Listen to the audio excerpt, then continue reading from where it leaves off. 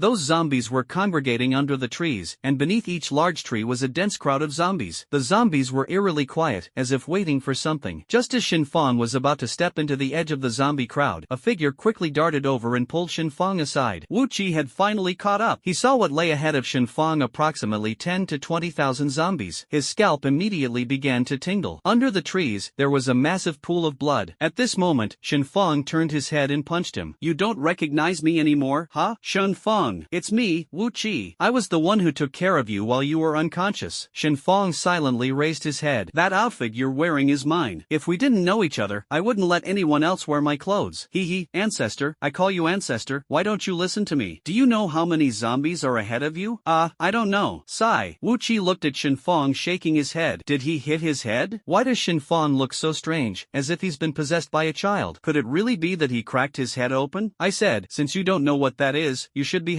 Haven't you seen that I've never encountered so many zombies in my entire life?" "So many zombies?" Wu Qi muttered. "They're just some low-level zombies. What's so difficult about that? You haven't seen the terrifying giant bugs I encountered before, at least 10 stories tall. If they started fighting, this entire hospital would be destroyed." "Humph, coward. I won't even tell you that I just saw someone calling me from that building behind us." "What? Someone was calling you from the building behind us?" "Yeah." Shen Fang didn't think much of it and told Wu Qi they were calling Shen Fang, but there's no one in that building. However, the 2 windows outside are quite bright. "Are you stupid? That's one-way glass. They can see outside from inside." Wu Qi no longer wanted to act like a roaring emperor. He thought to himself, how could someone be calling Shen Fang? They must have seen him first. Now he finally understood it was probably Wang Mengyan and Lu Fei, those cowards. But at this moment, Shen Fang furrowed his brows again. "Only a woman's voice, no man's voice. Are you saying that's one-way glass?" Shen Fang had already darted near the one-way glass. Wu Qi, realizing there was no one in his arms, quickly and quietly moved toward the building. "I say, Shen Fang, can't you be more careful? There are so many zombies not far ahead. Be careful they don't come over here." "Would I be afraid of them? Let those monsters come at me." Sigh. Wu Qi let out a breath. "Ancestor, stop messing around. It should be Wang Mengyan and Lu Fei inside. I don't know how Lu Fei is doing. If he's dead, I'll stab you to death right away." "So scared," Shen Fang said childishly before lying down to study the glass. Inside the glass, Wang Mengyan and Lu Fei could see the zombies ahead. However, as Wang Mengyan looked at Shen Fang, she walked over. Wang Mengyan, in a panic, shouted loudly, but Lu Fei wasn't as bold to shout. At this moment, the few mice in their hands had also been eaten. Wang Mengyan fainted from hunger several times. Just as the two were about to lose hope, they saw Shen Fang. During their idle moments, Wang Mengyan and Lu Fei had studied the situation before. Where there were more zombies on that side, they could see them from this side. Yesterday, the number of zombies had doubled again, but at that time, the two of them were standing by the glass fighting. At that time, Wang Mengyan was startled. "Wow, why are there suddenly so many zombies outside?" Lu Fei, on the other hand, was so scared that she froze by the glass, not moving an inch. In their nervousness, they saw the zombies completely ignoring them and just passing by. Later, Lu Fei even laughed and said they were lucky, probably because the glass was one-way glass. After that, the two became bolder. During this period, Wang Mengyan relied on bullying Lu Fei to get by. Poor Lu Fei, perhaps having gotten used to being bullied, initially resisted a bit, but later became indifferent to her words. Only Wang Mengyan continued to enjoy playing her little tricks tirelessly. Perhaps this was the infinite tolerance that came from a man. Later, Lu Fei and Wang Mengyan looked worriedly at the two people outside the window. Wang Mengyan had always been unsure whether Shen Fang and his group could make it inside, but she had never doubted Shen Fang's abilities. If Shen Fang and his group couldn't get in or accidentally alerted those zombies, no one could guarantee their safety, and they would starve to death as well. Over the past few days, she had fainted from hunger several times. Although in the apocalypse, many people starve to death every day, at least others could risk their lives to search for food. Dying at the hands of zombies wouldn't be shameful. However, dying the way they were about to, starving to death, was something she had never seen before. Wang Mengyan was now nervously staring at Shen Fang. Shen Fang was also looking at that piece of one-way high-grade glass. At this moment, he couldn't even think of the right words or adjectives to describe the situation. If he were fully conscious, he would regret this idea for the rest of his life. He had come up with a brilliant plan, throwing the talkative person beside fight him over there to lure the zombies. How perfect. But it seemed he couldn't do that. He also wanted to go on a rampage, but that person might end up being bitten to death by those people. He didn't want to be alone all the time like before. Vaguely, he remembered that he used to fight alone, and it seemed he had already gotten used to it. But now, he realized that having someone who constantly chatted wasn't so bad, except their combat skills were far too weak. The combat power of the person across seems to be zero. Wu Qi noticed that he was no longer staring at the glass. Instead, he was either staring at the glass or looking ahead at the zombies with full combat readiness. But now he had started staring at Wu Qi. Wu Qi felt a chill under his gaze, as Shen Fang kept looking at him with a strange expression. He had stopped looking at the zombies and was now focused on him, which was even more nerve-wracking. "I say, don't even think about leaving me behind." Wu Qi said it jokingly, but this time it made Shen Fang's intense gaze disappear. Actually, the person in front of him seemed quite clever. It's just that his skills were lacking, and he was too slow at learning things. How on earth did Shen Fang tolerate their existence? Shen Fang seemed to change every hour, but now he found Wu Qi much more pleasing to the eye. Because he had guessed his intention, just now Shen Fang's gaze at him was clearly unfriendly, as if he was planning to leave him here. If Wu Qi knew that Shen Fang was actually thinking of directly throwing him into the zombie horde, he would immediately stay far away from him. Shen Fang stopped looking at Wu Qi and started figuring out a way to pry the door open. The heavy door was pried open by Shen Fang in just a few moves. Unfortunately, the loud sound of the door opening attracted the zombies that had been surrounding the building in front. As soon as Shen Fang opened the door, the expressions on Lu Fei and Wang Mengyan, who were standing in the middle of the glass, immediately changed. "Hey, Shen Fang and Wu Qi, get in quickly." The zombies were startled by the sound of the door opening. Wu Qi and Shen Fang were still standing outside the door. When they turned around, they saw a large group of zombies rushing toward them. Wu Qi's legs were trembling with fear, and he was pulled inside by Wang Mengyan. Shen Fang also leaped inside, and the door was shut again. After Shen Fang entered, the sound of heavy pounding on the door echoed. Quite a few zombies had followed closely behind Shen Fang and managed to get in. At this moment, Lu Fei and Mengyan couldn't care about anything else. Through the one-way glass, they could see that the house and its surroundings were already surrounded by a dense crowd of zombies. It was as if they were completely encircled by the undead. Wu Qi was left alone to fight the zombies that had accidentally gotten in. At this moment, Wu Qi was furious. "Can you guys help me out? Do you know how exhausting it is to fight them alone? If this keeps up, we might as well all go down together." Just as he finished speaking, Shen Fang frowned, and in a flash, his figure disappeared. Wu Qi widened his eyes. Although he couldn't see Shen Fang's figure while surrounded by 4 or 5 zombies, he could feel the power of Shen Fang's punches. How should he put it? If there were 10 walls here, Shen Fang could probably punch through all of them, even shattering them completely. So, Wang Mengyan clapped her hands. Shen Fang might have been tampered with by that Lin Xian. Although he looks the same as before, his intelligence now is equivalent to that of a 15 or 16-year-old teenager, wild, mischievous, and loves to fight. Exactly. Wu Qi gritted his teeth angrily. Shen Fang isn't just as strong as he looks, his punching power might be 10 times that of any of us. If we all combined our strength to push down 10 walls, he could shatter them all with a single punch. But this Shen Fang is just too crazy now. With his strength, I can't control him anymore. He doesn't recognize me and keeps wanting to throw me into the zombie horde. That's because you hit the back of my head. Shen Fang suddenly shifted his gaze away from Wu Qi, which had been eerily fixed on him. Earlier, when saving Wu Qi, he had grumbled, "If I had thrown him into the zombie horde earlier, he wouldn't be surrounded by zombies now." Wu Qi heard this and immediately started avoiding Shen Fang. Shen Fang's eyes dodged twice. "Actually, apart from Wang Mengyan being slightly better, none of you are any good. One is scared to death, and the other only has strength but no real skills. I just don't know how you all managed to make it this far. Is there someone else waiting for me to rescue them?" After Shen Fang finished speaking, he turned his attention back to the zombies outside the glass. The zombies couldn't see inside the glass. Some of them had stopped pounding on the door, but most were still gathered there. Only a few had moved to the base of the tree, likely drawn by the blood Lin Xian spilled while escaping. Otherwise, there wouldn't be so many zombies gathered there. However, there were already a lot of zombies in this area, and when Lin Xian exchanged blood with Shen Fang earlier, zombies from within a 100-mile radius had surrounded the place. Shen Fang certainly doesn't know, but Wu Qi might know a little. "Shen Fang, don't you dare play dumb with me. What exactly did that woman do to you? Can't you remember that before? You survived even when a bug pierced through your heart? Why can't you recall what that woman did to you now? What is it that you can't face about reality? How long are you going to keep throwing a tantrum?" Exactly. Wang Mengyan was the woman praised by Shen Fang. "Now there are zombies within a 100-mile radius, and you've become so much stronger since you woke up. We all know you must know something, but you were probably so overwhelmed by that energy that you forgot. Either way, we can't stay in this hospital much longer. Otherwise, we definitely won't make it out and will end up starving to death here." Wang Mengyan and Lu Fei had gone hungry for several days before, so she knew that feeling was comparable to being buried alive. alive. Forget being buried alive. Starving to death would just mean you were too weak. But they were surrounded by zombies, and they could clearly still fight their way out. We need to get out of here quickly, or we'll really lose our lives. I don't want to turn into one of those monsters outside who don't even recognize their own family. If it comes to that, I'd rather just kill myself. Shen Fong looked at the three of them, who were full of conviction. From Wang Mengyan's eyes, he saw determination, the resolve to break out of here. He saw the same in Wu Qi and Lu Fei. However, he preferred going out alone, because these people in front of him could very well drag him down to his death. Yet, as someone who had always been alone, he found it hard to part with these people. After all, it was rare to meet humans who were not only good but also willing to listen to him. Alright, then I'll start talking. The blood under those trees up ahead is from that Xian, or whatever her name was. That's right. He was interrupted by Wu Qi before he could finish speaking. I remember that Lin Xian mentioned she was from the western regions, and she knows a lot about those bugs. Shen Fong trusted her because of that. Could she have given Shen Fong something to eat? So, no, that's not it. Shen Fong shook his head firmly. The most precious thing about people from the western regions is their blood. It can cure all diseases and strengthen the body, but that's only for those who've lived for hundreds of years. However, very few people from the western regions inherit such pure blood. I don't know if her blood is worth anything, but now, because Lin Xian saved you, something like this has happened? Comparable to a zombie siege.